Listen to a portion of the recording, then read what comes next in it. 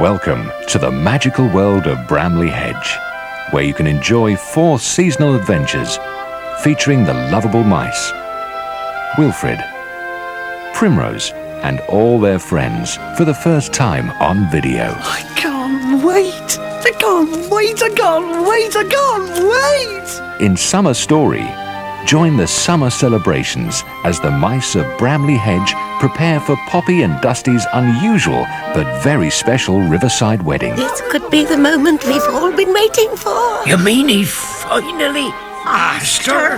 That is, if all goes according to plan. Oh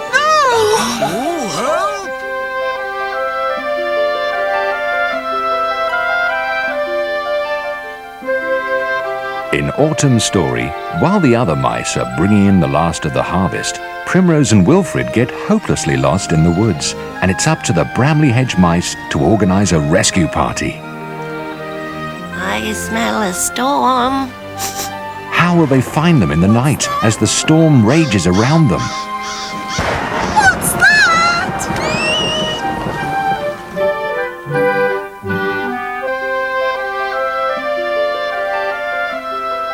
In Winter Story, the first deep snows of winter are up to the 3rd notch of the old oak palace. Friends, I declare that a snowball will take place tonight in the ice hall. Just the right amount of snow for a spectacular snowball. But with Basil, Wilfred and his toboggan trapped in one of the tunnels, will they make it out in time? You'd think they would have come looking for us by now. Oh no!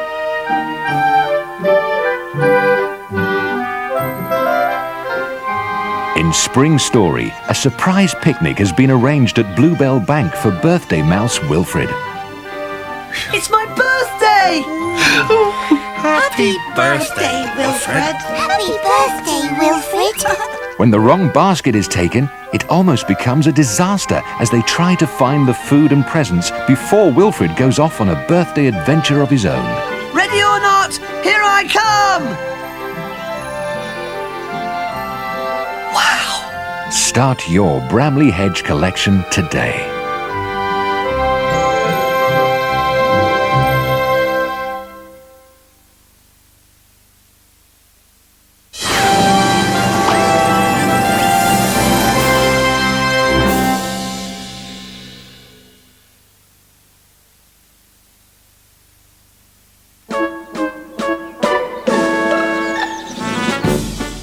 Come and meet Percy the Park Keeper and his many friends in a series of enchanting stories on video. Morning, Percy. Hello. Watch as Fox, Was it while you were counting we were meant to hide? Badger, Ready or not, here I come! Rabbit, I'm a hare. and the other animals join in the fun in these light-hearted adventures. Let's have some fun ourselves. In the rescue party, whilst having a well-earned day off, Just making a little picnic for myself. Percy the Park Keeper is enjoying doing nothing. That is, until one of the rabbits falls down a well. And it's Percy to the rescue. But as usual, things don't turn out quite as expected. She's turned into a log.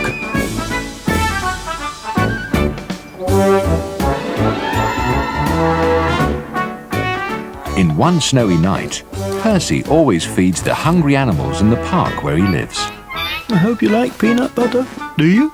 But on one particular cold, snowy night, Percy discovers that his little friends are in need of shelter. We're sorry to disturb you, Percy, but we've nowhere to sleep tonight. There seems to be an unexpected guest. There's something moving under the floor.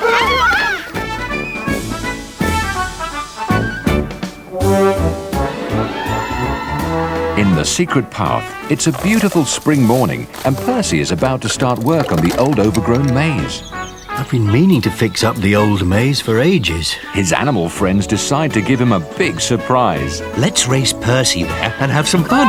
We can play a really good game with him. But Percy has planned a surprise of his own. I beg your pardon. Come on, Percy. Let's get on and get home. That's it for another day. Start your Percy the Park Keeper collection today.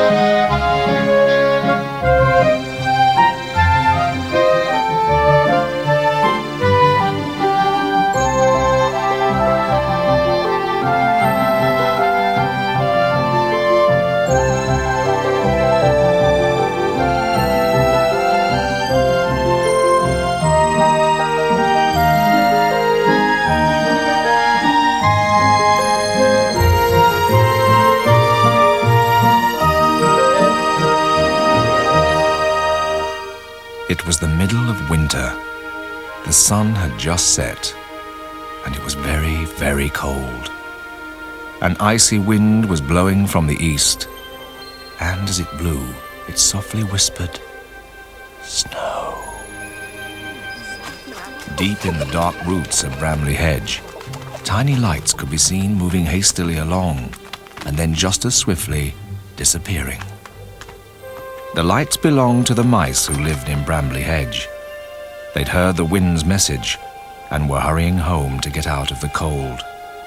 But there was one mouse, a young mouse by the name of Wilfred Toadflax, who longed for the snow to come. And then if the snow gets really, really deep, I'm going to take you out to the top of the highest drift and we'll whoosh down faster than a flash of lightning. Faster than you can run to the store stump to collect some honey and clover flower from Mr. Apple. Oh, can I finish polishing my toboggan first? Not if you want fresh biscuits for tea. Biscuits? Store stump, here I come! Wilfred imagined himself an intrepid explorer on a sleek toboggan, speeding fearlessly across deep snowdrifts. Faster, faster! Oh! My. Wilfred Toadflax, wherever are you going in such a hurry? Mrs. Eyebright, Lord Woodmouse, I'm really sorry. I was You were just riding on a toboggan, weren't you? No, I mean, yes, well, sort of. But how did you know? That's for me to know, and for you to know I know. Well, if this snow keeps up, as I believe it will, you'll soon be able to go tobogganing. On a real toboggan. I can't wait! Do you really think there'll be a lot of snow, Lord Woodmouse? Smells like it to me. And there's a feeling in the air, just like that time long, long ago when the snow got so deep, it went all the way to the top of the third notch on the old oak palace. Wow! If, and only if it gets that deep, will it be deep enough for a snowball. A snowball? Yes. There's only ever been one snowball that I can remember. It was held in the year Mr. Eyebright and I were married. What a night! And what a feast we prepared! Special snowball food. Food? Sorry, Mrs. Eyebright, I've just remembered I have to go to the store stump for my mother. Go carefully on that toboggan. Later, as Wilfred and Mr. Apple left the store stump to head for home, they were greeted by delicious, warm smells, which wafted from the kitchen of Crabapple Cottage out into the crisp, cold air. That smells good. Do you think it's going to keep snowing, Mr. Apple? I do, Wilfred. Oh, I can't wait. I can't wait, I can't wait, I can't wait. I have the feeling that young Wilfred can't wait. Hello, dear. Goodness me, if there's as much snow out there as you've brought in here. There'll be enough for a snowball. Oh. I can remember my mother talking about the last snowball. Well, now old Mrs. Eyebright's the only one of us who was actually there. And I'm sure she'll remember all the snowball recipes. I've got one for blackberry sorbet, which my mother gave me, and snowball meringues. Well, I wouldn't set my heart on blackberry sorbet or a snowball if I were you. Oh. The snow would have to come all the way up to the 3rd notch from the old oak palace. Can you imagine that much snow? Of course. Can't you? I'm sorry. I can't think of all that cold snow when I'm sitting by our warm fire eating the best mushroom pie in Brambly Hedge. Oh. Next door in the hornbeam tree, the Toadflax children didn't want to think about anything but lots of cold snow. They'd been sent off to bed after a hot supper by the fire, but they were far too excited to sleep. Tobogganing tomorrow. Snow pancakes for tea. We'll make a snow mouse. And I'll knock it over. Hey, be careful. While Wilfred dreamt of high drifts and his shiny toboggan, the night silently slipped away, leaving behind it a thick, white blanket of snow.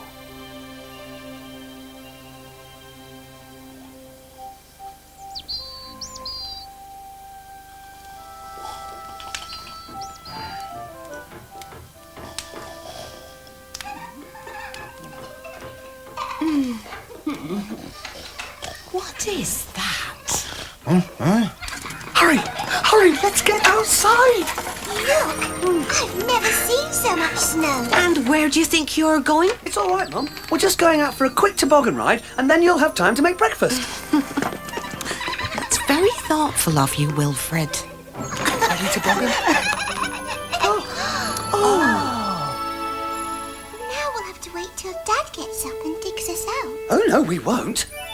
I'll dig us out. Mum, guess what?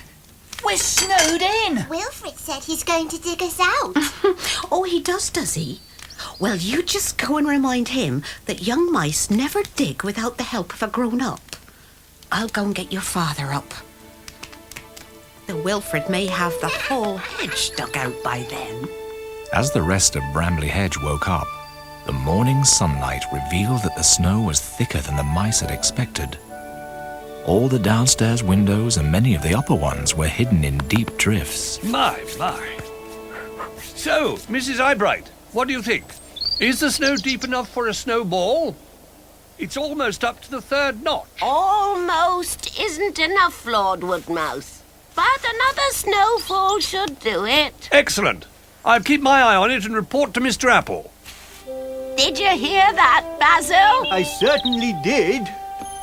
And it's enough for me to get my skates on. Get my skates on. That's a good one. Well, if there is going to be a snowball, and I'll wager there is, I'll need to make my celebrated celebration punch. Elderberry cordial, an essential ingredient.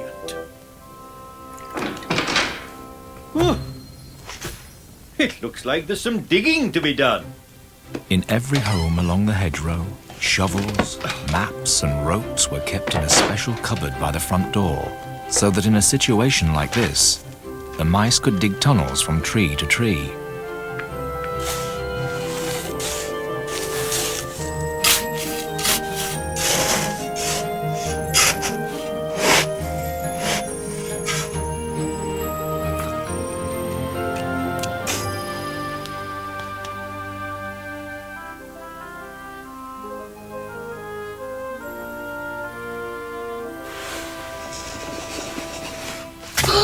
Hey!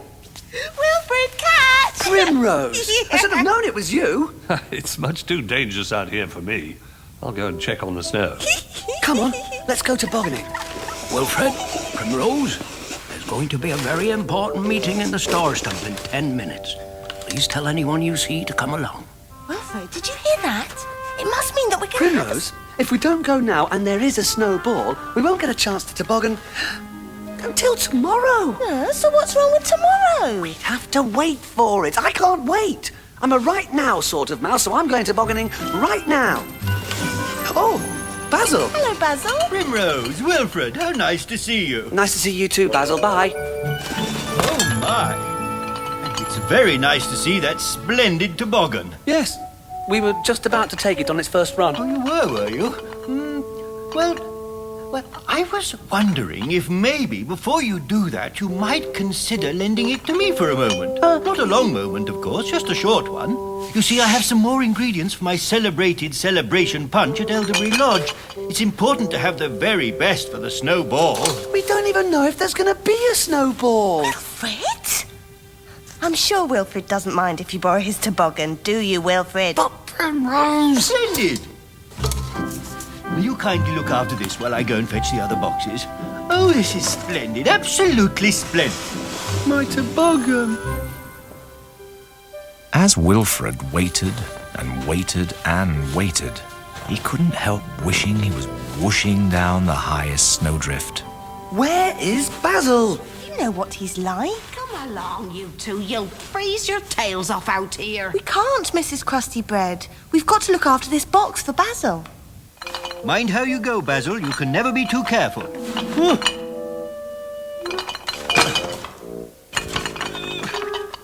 It was great. It was grand. The best drink in the land. For breakfast, supper, tea, or lunch, drink Basil's celebration punch! Come on, Wilfred. You go, Primrose. I'll wait here with Basil's box. All right. But I'll come straight back. Basil, where are you? This is not good. Not good at all. Unaware of the danger that Basil was in, the mice of Brambly Hedge gathered in the warmth and safety of the store stump. Meanwhile, Lord Woodmouse scurried through the tunnels from the old oak palace with the final snow report. Shush, everyone. Mr. Apple's going to speak. When the snows are lying deep, when the field has gone to sleep, when the blackthorn turns to white, and frosty stars bejewel the night, when summer streams are turned to ice, a snowball warms the heart of mice. Friends, I declare that a snowball will take place tonight in the ice hall. Where is the ice hall, Dad? Oh, Cupcake, that's a good question. You are going to build it. Am I? We all are. Wilfred! Wilfred! There is going to be a snowball! Tonight! Tonight? Well, I can't wait for Basil any longer. I'm going to find him and my toboggan now. But Wilfred? Primrose, where's Wilfred? Everyone's got to help with the digging. Oh, he's... Oh, never mind. I'll go and get him. Did you find Wilfred? Primrose has gone to fetch him. So it was agreed that the mice would follow the snowball traditions of their forefathers. The first thing they had to do was find the perfect spot to build the ice hall. There was a deep drift of snow banked against the store stump, and the expectant mice watched and waited, all eyes on Mr. Apple. This is it. Mice, prepare to dig. As midday approached, work commenced hollowing out the middle of the drift, while deep in the tunnels, Wilfred was on a mission of his own. Basil? Basil? Oh! Wilfred! My toboggan! Don't! It could be dangerous. Where's Basil? Basil? Oh, yes, it's me, Basil. The snow fell in on me. I'll get some help. No! We can't wait. We have to rescue Basil now. Oh, Wilfred. Meanwhile, the rest of the mice had dug the snow from inside the drift, piled it into carts and taken it down to the stream. Bring those icicles over here. Just nudge the top a little to the left. The next one goes here. Isn't that right, Mrs. Eyebright? All along Brambly Hedge, kitchens and fires were hot and busy. Pies browned and sizzled, and soups, stews and puddings bubbled, while crab apples roasted over the fire. Mrs. Eyebright, sorry to bother you when you're so busy, but have you by any chance seen Wilfrid? Wilfrid? Isn't he out with Primrose? Well, I wouldn't worry about Wilfrid. I'm freezing. Me too. We'll have to get help. You wait here. But I'm not a waiting sort of mouse, Primrose.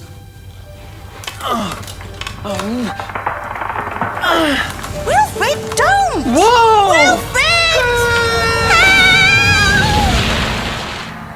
In the ice hall, the mice of Brambly Hedge were too busy working to even notice that Wilfrid, Basil and Primrose were missing, trapped in a tunnel.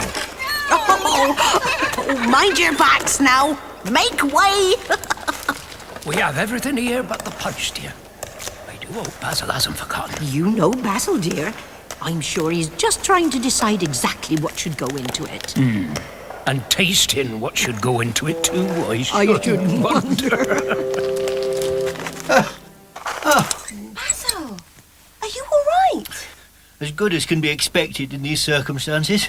What about you? I'm cold. If only I hadn't pulled on the toboggan. Well, you did. As usual, you just couldn't wait. I can't help it if I'm a right now sort of mouse. And right now we're stuck. And not just sort of. Oh, it'll be ages before anyone comes looking for us. It seemed that Primrose was right.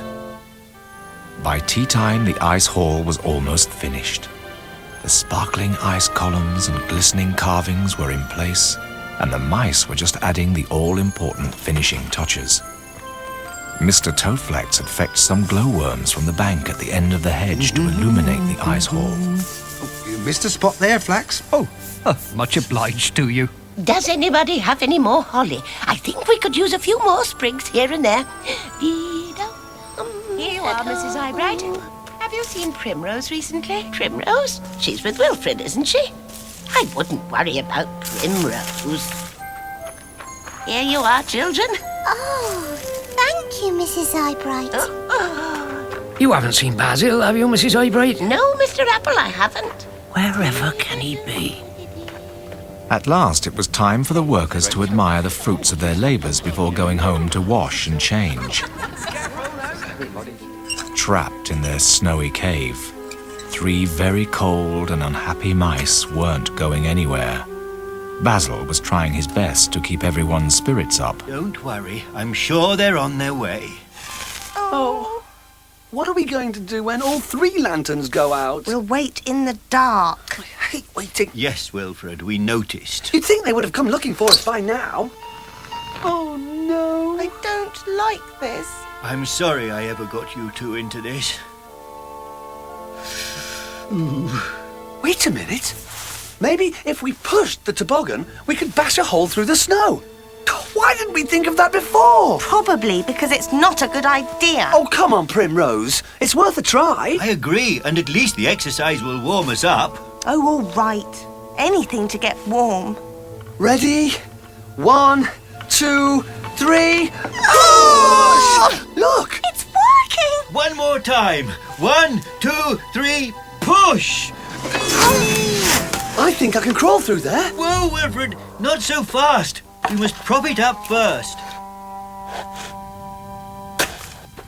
There. Right. Wilfrid? They don't fit. I'll fit. You? You can't go. You're not old enough. Wilfrid, Toadflax, I don't believe you just said... Now.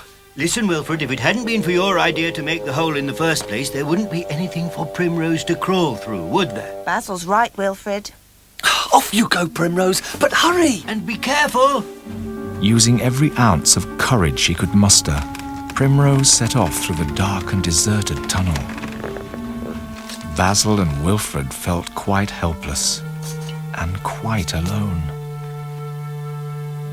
Back at the ice hall, the guests were arriving for the snowball. As they entered, they were filled with wonder by the splendor and magnificence of the occasion. It's perfect. Takes me right back. Hello, Betty. Where's Primrose? Primrose? Isn't she with you? No. I thought Primrose and Wilfred were with you. But if they're not with me, and they're not with you, where are they? Oh, dear, something's happened. I know it. Wilfred and Primrose are missing. Everyone, stop everything. Fetch some lanterns. Scar. Don't worry, we'll find them. Now, who saw them last? I haven't seen them since this morning. Whatever can have happened to Where them? could they be? We've got to find them. Help quickly! Primrose! A tunnel caved in.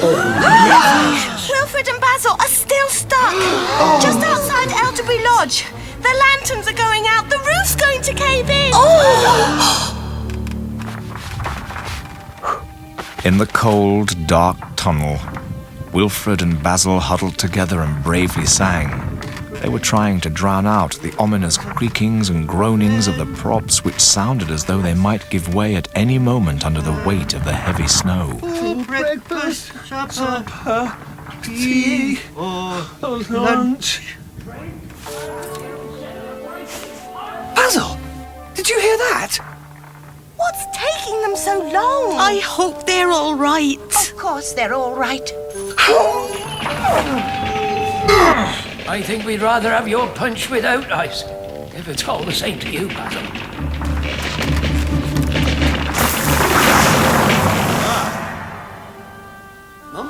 Wilfred! Basil! I'm so glad you're safe. So am I, Mum. Wow! Look at all this! Isn't it amazing? It certainly is. And now that we are finally all together, it's officially time for the snowball to begin. 1, 2, 3.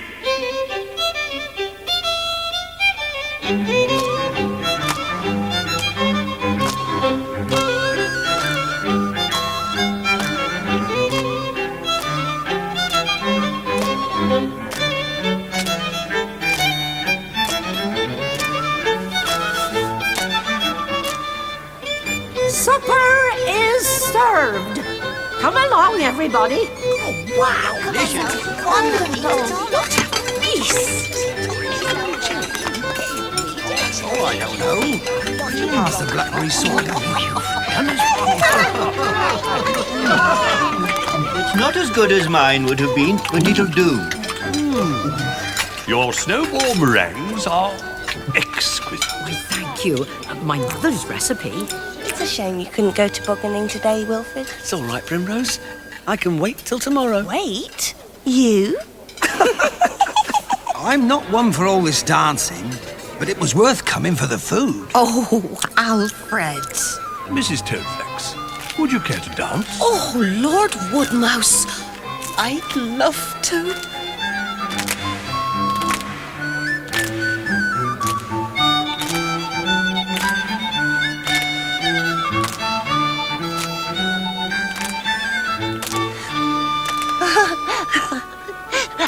I never dreamt I'd live to see all this again.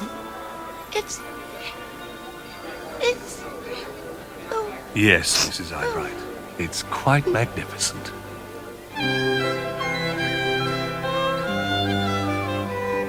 The snowball went on until dawn. The musicians were tired. The ice columns began to drip.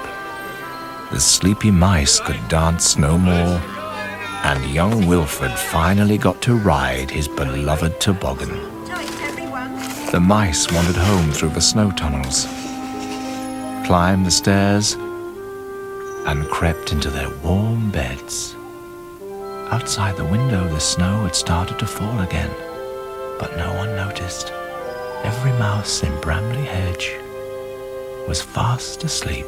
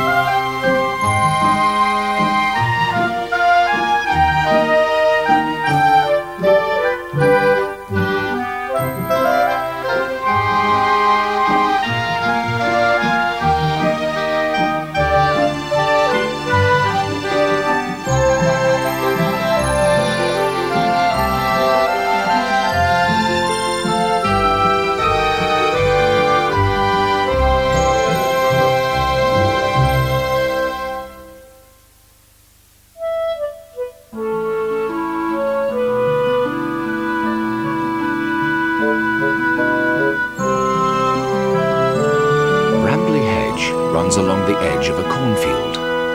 There's a hornbeam tree, several crabapple trees, a large stump overgrown with moss and ivy, some elderberry bushes, a splendid oak, and a clump of hawthorn. Brambles and honeysuckle, foxgloves, ferns, and wild roses grow alongside in a tangle of leaves and stems.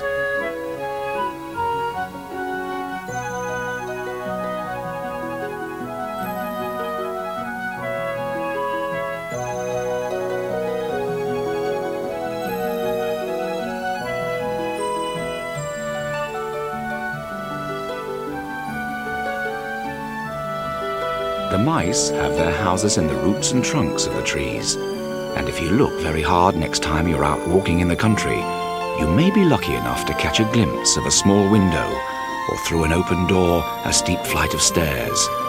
If you do, you'll know that you have found Brambly Hedge. Whatever the season, be it winter, spring, summer or autumn, there is always something to celebrate in Brambly Hedge.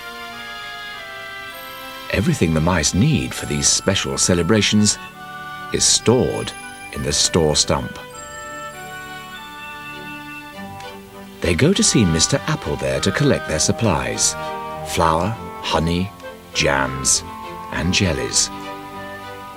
Down in the cellar, Basil keeps his cordials, wines, and syrups. Birthdays, weddings, naming days, snowballs, and midwinter feasts all have their special menus and traditions.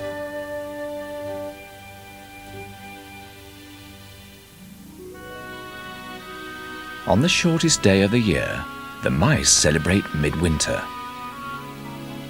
Mr. Apple and Dusty Dogwood head the procession as the midwinter log is pulled along the hedge to Old Oak Palace. Inside, the great hall is decorated with holly and ivy, garlands and ribbons. Basil brings all the ingredients for his special celebration punch. Wilfred and Primrose were asked to perform something for the guests, and they chose a midwinter poem. They went up to the attic to find a quiet room in which to practice, and to their delight found a box full of beautiful clothes. They decided to dress up and give everyone a surprise. As soon as they were ready, they scampered down the stairs to the party, hiding their costumes under their cloaks. The mice were gathered round the hearth, drinking punch and waiting for the ceremonial lighting of the log. Mr. Apple helped Mrs. Eyebright with the task, and everyone clapped as the log burst into flames and the entertainments began. Mr. Apple made huge shadows on the wall. Lord Woodmouse told a story of the olden days, and Dusty did some conjuring tricks. Now it was time for Wilfred and Primrose to recite their poem.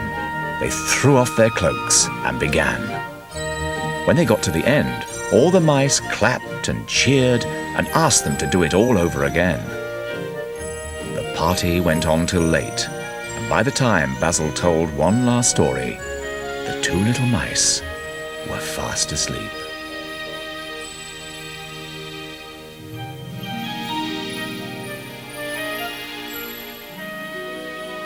I love weddings.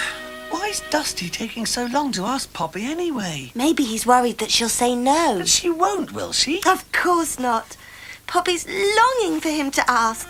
I'm sure of it. How's Dusty supposed to know that? Isn't there a way to let him know how Poppy feels so he won't be afraid to ask her? That's it, Wilfred. You're brilliant. I know.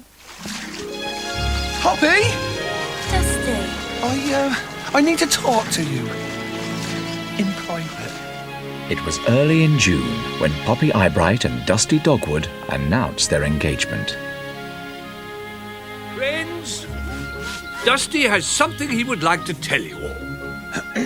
Poppy, excuse me. Poppy and I, Poppy and I are going to be married. Everyone along the hedge gets involved when there's a wedding. Poppy and Dusty decided to marry on Midsummer's Day on a raft on the river. Primrose was asked to be a bridesmaid. Dusty's friend Conker would be his best man, and Wilfred, to his great delight, was asked to help build the raft. On the day of the wedding, the sky was blue and the sun was shining. Basil selected some of his best wines and put them to cool in the rushes. Everything was ready, and on the decorated raft, the wedding cake was put in the place of honour. Old Vole performed the ceremony. Poppy Eyebright, do you love Dusty Dogwood, and will you love him and care for him forever and ever? I will. Dusty Dogwood, do you love Poppy Eyebright, and will you love her and care for her forever and ever? I will.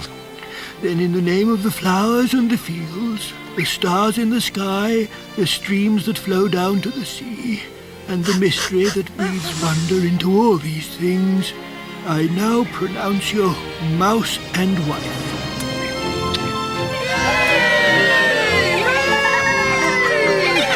Dusty kissed the bride. Now it was time for the music, dancing and feasting to begin.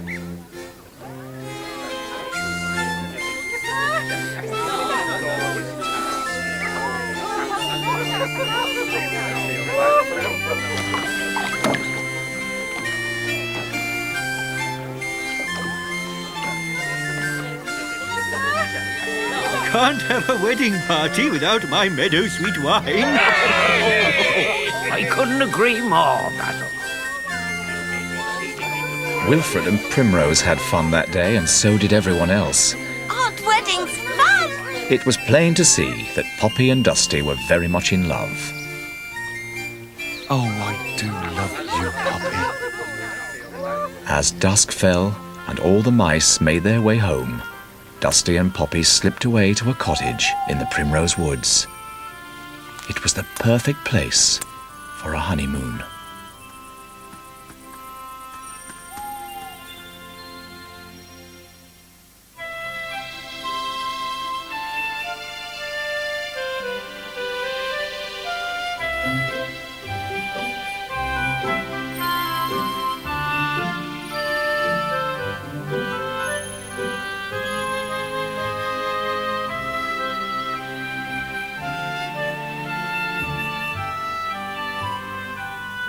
When a baby mouse is old enough to sit up, it's time for naming day.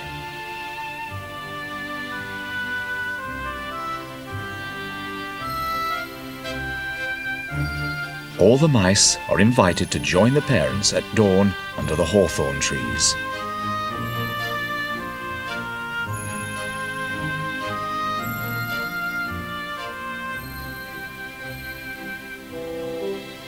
The baby mouse is carefully handed to Old Vole.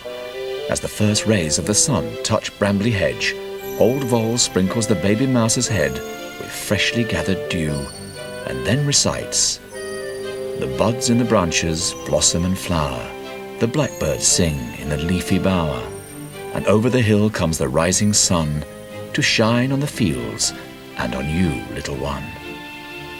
Now the baby mouse is given its name, and all the mice drink its health with Basil's special fruit cordial.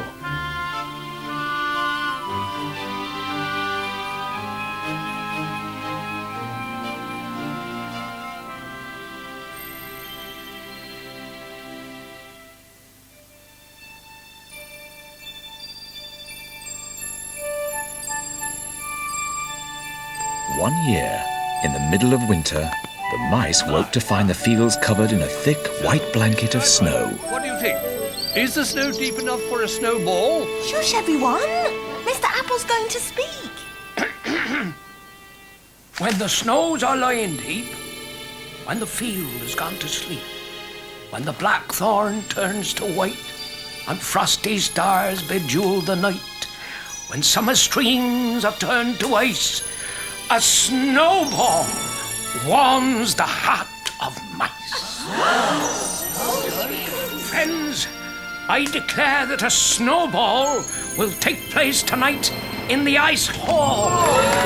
A snowball is a rare and exciting event that can only take place when there is a really heavy fall of snow. The snow has to reach right up to the third notch on Old Oak Palace.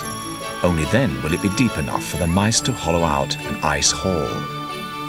Dressed in their best clothes, the mice gaze proudly at the magnificent hall that they have created, with its sparkling ice columns and sculptures and polished ice dance floor.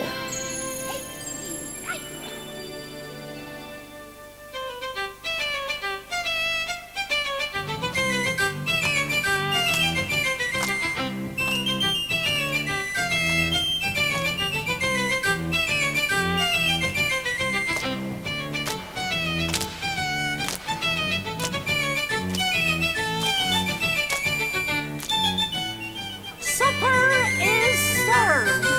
Come along, everybody. Wow, this is wonderful.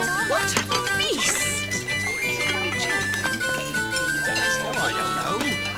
Pass the blackberry sorbet. It's not as good as mine would have been, but it'll do. Your snowball meringues are exquisite. Why, thank you. My mother's recipe.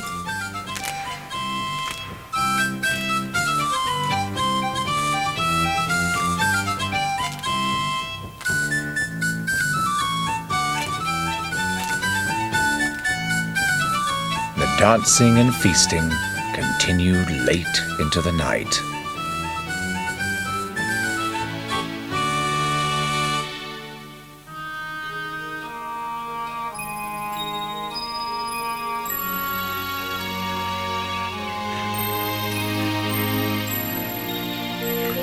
It's today. Wake up! Wake up! Wake up! Wake up! What's going on? It's my birthday! Happy birthday, Wilfred. Happy birthday, Wilfred. When Wilfred had his birthday, the mice planned a surprise picnic for him. The news spread quickly along the hedge. Old Mrs. Eyebright said she would fetch some preserves. Basil supplied fruit cordial. And the weavers offered to bring the tablecloths. Poppy Eyebright promised cheeses from the dairy. Mrs. Apple made special primrose puddings. And Dusty brought a batch of freshly baked buns. Now! Surprise! Everyone managed to keep the secret until Wilfred opened the hamper and found his cake and all his presents.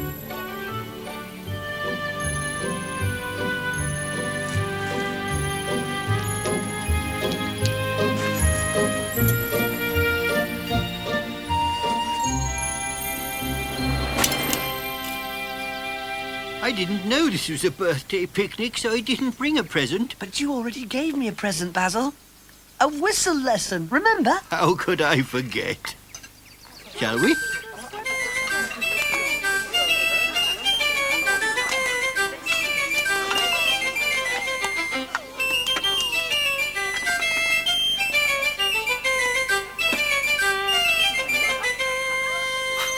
Oh, happy birthday, Wilfred. Oh, yes! The cake! Go on, Wilfred. Blow out the candle.